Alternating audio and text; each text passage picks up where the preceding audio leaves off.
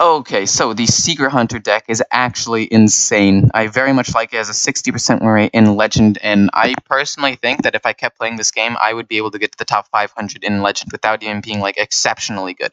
Like, I consider myself pretty decent at the game. I consider myself above average, but I wouldn't consider myself amazing. I don't think that I would be top 500 with, like, any deck, but this deck I could definitely climb to the top 500 with, and I'll just jump right into it. The things you could do to make the deck cheaper are, I don't know, you could just go to the budget secret deck that I have made, either on Hearthstone or on my channel, but basically just take out the legendaries and you put in, and you take out a couple secrets like the Snake Trap that you don't necessarily need as much, and you put in a couple more beast and early game, like, hitters, so that way you win the game. It becomes more of an aggro deck rather than mid-range and relying on Rexxar to win late.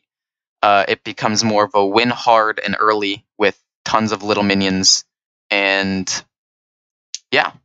Also, I run Candleshot and Hunter's Mark, so it can deal better with the bigger minions. But other than that, it's a pretty similar deck if you want to make it a budget version of the deck. So that's good. An overview of the deck as a whole is, I kind of already explained it. It's really just this. It's a mid-range, but like kind of aggro deck as well, if that makes sense. Like, there isn't a big difference between the two, but you can do either or because of the fact that it has the beast synergy, so you can buff up a ton of beasts and go face really, really hard and win games off of that. Or you can rely more on the secrets into spellstone play, which can be really, really good, and is actually the play that I would recommend against rogues. And I'll get into the matchups in a second, but for the most part, this is what I would do. So I know that a lot of the guide videos have been a lot longer than I initially wanted, like 20 minutes. So I'm hoping that this going faster is better for you guys. If you don't like it and you want me to become slower again, I will definitely do it starting next week. But this week, I'm going to try being a little bit faster. But anyway, I'm just going to jump right into it. This deck, I am using the stats from, like, the entire season, because I tried this deck out a little bit earlier before I knew if I wanted to make it like a video or anything. So the stats here are when I was learning the deck, and my current stats for this week have actually been insane, like 64.5% win rate. But with this entire, like, list, with the entire statistics, it's actually about a 58% win rate. So it actually dropped a pretty decent amount, but I feel like it has, since it has more games, it has more matchups, and like some of them, I didn't play against any warriors this week, and I played against like 2 warlocks, but both of those matchups are actually kind of bad for you. So I'm just deciding to use all of them, even though it doesn't fully represent like how well I did this week. So yeah, the Druid deck, I'm actually 7-0 against it. A mixture of the spellstone with Rexxar killing all of the 1/5s, and the Mossy Horror, and the early game power of this deck with beast synergy is insane. I would recommend, if you can, try to go with the beast synergy option of the deck, because if you can buff up a beast, your board doesn't get too wide, so Spreading Plague doesn't wipe you, or it's not too much of an issue for you, but also it hits really hard, whereas secrets take a little time to build up and are better into more mid-range and aggro decks. But if you're playing against a control deck, the beast version of the deck is generally the more sought after. It's the better performing version. But yeah, this deck is 7-0. Generally, you should beat this deck if you go the beast route.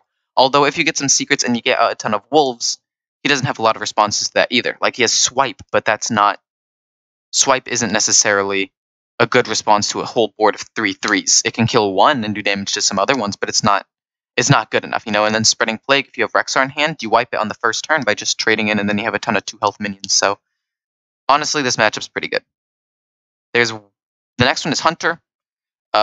Mirror matches, Spell Hunter, Death Rattle Hunter. I think it's all around 50%. It can go either way with pretty much all of these, so it makes sense that it's 50-50. I feel like if you try to read the way the other people are going, like, if you're playing into a Secret Hunter match, you need to read, like, oh, they're going Secret, so he probably has Spellstone in hand, so I need to adjust my strategy to beat that. Like, okay, play an Explosive Trap and hopefully have Rexxar in hand, or something like that. If you have both of those, that's a good counter. But if you don't, and you're like, oh, he's going the secret version, I need to do as much damage as possible before he outvalues me, so I'll go with a beast strategy. Or you're like, oh, I have 2 spellstones in hand. I think I can outvalue him turn 5 and turn 6 with 2 spellstones with some secrets than he can, because I'm assuming he doesn't have 2, because odds are they don't. So I think that it all depends on how you play, but overall it's probably a 50-50 matchup. The next one is Mage.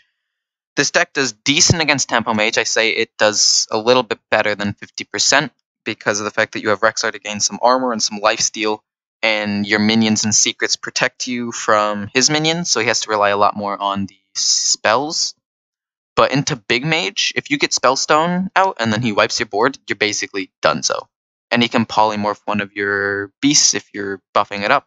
The only way you could possibly win Big Mage is if you can buff up the Bear Shark so it isn't targeted by things, so you can't like polymorph or meteor it, and you can get it over like 6 health so he doesn't Dragon's Fury Blizzard it. So Big Mage, big problem, I guess. It's just not a deck you want to be playing against.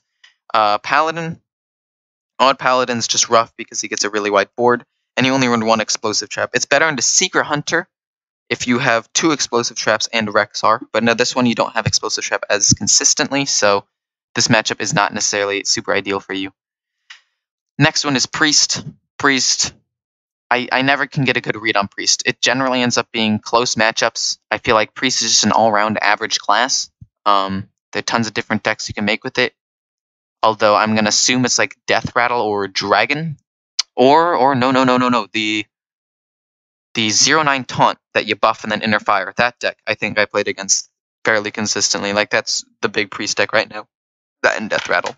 And into that deck, you can definitely do well, especially if you have Freezing Trap. It just gets sent back to its hand. And if you play, I don't know. If you can Deadly Shot, no, you don't have Deadly Shot in this deck. What am I talking about? If you can deal damage to it before he buffs it, like it's a 0-9, you hit it a couple of times, make it like a 0-3, but you're not quite able to kill it. It's just a lot less of a problem, so I feel like that matchup's fine for you. But Death Rattle is not as ideal. Like, it's not good. I just don't think it's super great. I feel like the fact that he can go back up to 40 health is just not ideal. I don't think it's ideal for any deck, but especially this one, because you have draw with subject 9, but after that, you really have no late game unless you draw Rexxar. So if you have Rexxar, the matchup can still go well, but if it takes you a long time to get him and he gets to 40 health and like sets up a board, you're not going to do that great. So in the Priest is 50-50. Don't know too much about the matchup, but Death Rattle I don't think is super good. But the Inner Fire, Divine Sphere, Inner Fire combo Priest I think is not as much of a problem. Next one is Rogue. You smash Rogue. They have no response to your 4/3/3 Wolves play or your early minions. You just pressure them early. Against Quest Rogue, they have no response. Against Odd Rogue, they have their weapons, so it's a little bit rougher, and both of my losses are against Odd Rogue. But overall, just not a problem at all. Like, Druid and Rogue are 2 of the most popular classes that are played, and this deck smashes both of them fairly handily. And even if you don't have the Wolves, the fact that you can have a Rexxar to produce minions at the end of the game, close out games against a Rogue, and against Quests, you have the Beast synergy at the beginning of the game. And I guess if you don't pop off early, you're probably going to lose, but you have the ability to kill minions with weapons, so he has to freeze one other thing, and you have kill command to kill a minion if he's been buffing it up or been returning it to his hand. Like, I played against a guy and he played Giggling Inventor. Played it 3 times, and he thought he was chilling, and I had kill command in hand, so I just killed it, and then he had to start the quest pretty much all over or wait till he drew another one, and he never got another one out. Had to redo the entire quest with like novice engineers and wasn't able to complete the quest by the time I actually finished him off. So this deck has responses to both things. Shaman, this is surprising. I think Shaman's a bad matchup for you. I think even Shaman is bad. His board gets too wide and can trade in your minions. Although if you can start controlling the board early with your Beast synergy and some secrets, it's fine. So I guess even Shaman's not that bad. But Shudderwalk, the fact that they have Volcano and Lightning Storm to deal with your Wolf play is just not ideal. And if they have an Acolyte of Pain out and then Volcano, they draw 3 cards, swipe the board, and all they have to do is overload a little bit, and then you have to regain control. And if you get Rexxar, it's winnable, because you can make a ton of minions. But if you don't get Rexxar, and he wipes your 3/3 Wolves, you're in a really bad spot. So Shudderwalk in mid-range, it's not good. Also, You get 4 wolves immediately, mind control tech to counter that play, and then you only get 3, and he actually gets 2 minions for the price of 1. So it's actually not super ideal into this matchup to play the spellstone, but you do it because it's tempo, and if he doesn't have a response, it's ridiculously strong. But it's just he has a lot of responses as a shaman, and then even shaman isn't as hard of a matchup.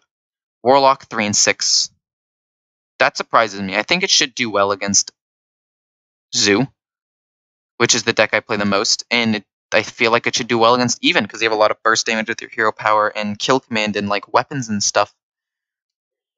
But maybe not.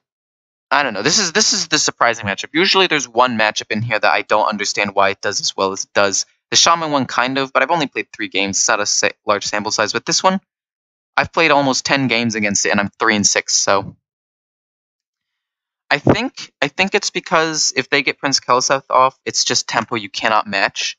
And because of mulligans and stuff, they're going to get Keleseth a decent amount of the time. So it's going to be rough into those matchups. Also, if you don't get your beasts rolling right away. Also, whoever goes first kind of has an advantage, because if you go first and you can adapt your minion right off the bat, that's fine. Whereas if he goes first, he kills your 1/3 or gets a taunt out there or something, and you can't really deal with it. Also, the fact that you need the Diagonal into Crackling Razormaw combo on turn 2 for this deck to stand a chance, whereas all he needs is maybe Prince Keleseth or just an onslaught of minions and his card draw. So if you're not able to kill him early, it won't be that good. I don't know, maybe if I played more matchups this would be closer, but as of right now, it seems like Zoolock beats this deck into the ground, and I don't understand why fully, but point is it does. And the last one is Warrior. You're not going to beat Warrior. Very few aggro decks or mid-range decks beat Warrior. Warrior is insane. Gaining 4 armor a turn, you just can't do anything about that. Unless you're able to maybe blow him out early, which is possible, I guess, but unlikely. So, yeah. Then the mulligans, basically there are 2 general ways you can go with this deck. You can keep a secret. Generally, I'd only keep Wandering Monster or Venom Strike Trap, because Wandering Monster is just a good trap in general, and Venom Strike Trap is the one you have 2 of, so you won't actually lose card draw from Subject 9 by keeping it. Along with that, keep Secret Keeper and or Spellstone if you have those in your hand, and that's one method you could go. Or you could go more of the Beast route with a Dire Mole, a Razormaw, an Animal Companion, and hopefully a Houndmaster. Or a Bear Shark instead of Animal Companion, but like 1, 2, 3, 4 with that. And then I wouldn't recommend keeping Deathstalker Rexxar or Houndmaster Shaw. Some people would. And into some matchups, maybe it's good. Maybe into aggro matchups so you can wipe the board with it, it's good. Or against odd rogues, so you know, like, oh, he's going to play the Giggling Inventor, old Deathstalker Rexxar. But I actually wouldn't recommend keeping it, because he's good late game. But also, that's only assuming your Spellstone play or your early pressure with Beast don't work. So you really want to commit to that early game. And then close out with Rexxar if you need to. And you have trackings to cycle your deck too if needed. So, like, it's not even a big deal. Tracking. Wouldn't always keep tracking, but if you feel like you're going to need to cycle for Rexxar, like say you're playing into a matchup where you think you might need to do that. Or, I don't know, you already have Dire Mole, Crackling Razormaw, so tracking could just build on your hand. Like, if you already have some synergy, keeping tracking is okay. But if you don't have synergy, say you have like a Dire Mole and a Secret Keeper and like Rexxar and a tracking or something like that, just get rid of the tracking too along with Rexxar. Subject 9, I would keep. A turn 5, draw 5 with a 4/4 minion. Okay, on average you'll probably draw like 3 or 4. Is still insane. Like, keep that in almost every situation, I feel like, personally. And Houndmaster Shaw, he's a good card, but not like super great to drop. Like a 3/6, that's solid, but and he gets everything rushed, but I don't think he's like keep potential. I think that he's a solid card, but I don't think you should prioritize keeping him. If you have him, sure, go ahead. It's not that big of a deal. But I wouldn't, like, say you have a Dire Mole in your hand and like a Secret, I wouldn't keep him and then the rest of your hand. I'd say, okay, get rid of the Trap and Shaw, or the Dire Mole and Shaw, and commit to one strategy over the other. So Shaw, again, kind of like tracking. If you already have a combo, he's a fine addition. but he's not necessarily like a good keep in general. So yeah, that is this deck. This deck is pretty good. It has a 60% win rate in Legend, which is pretty solid. It has pretty solid matchups against 2 of the 3 most popular classes, Druid and Rogue. And into Warlock, I feel like it could be more popular. I mean, a better matchup, but it's not for some reason. And I feel like with more playtesting, it could be better. But I don't know, maybe they're getting lucky and I'm playing against a lot of people with Prince Kaliseth. That could be it. Because Prince Kaliseth does add a lot of tempo. But I'm getting off topic. I hope you guys enjoyed. I enjoyed making the guide. I enjoyed this deck quite a bit. It's one of my favorite. So I'm just going to chill with this. See ya.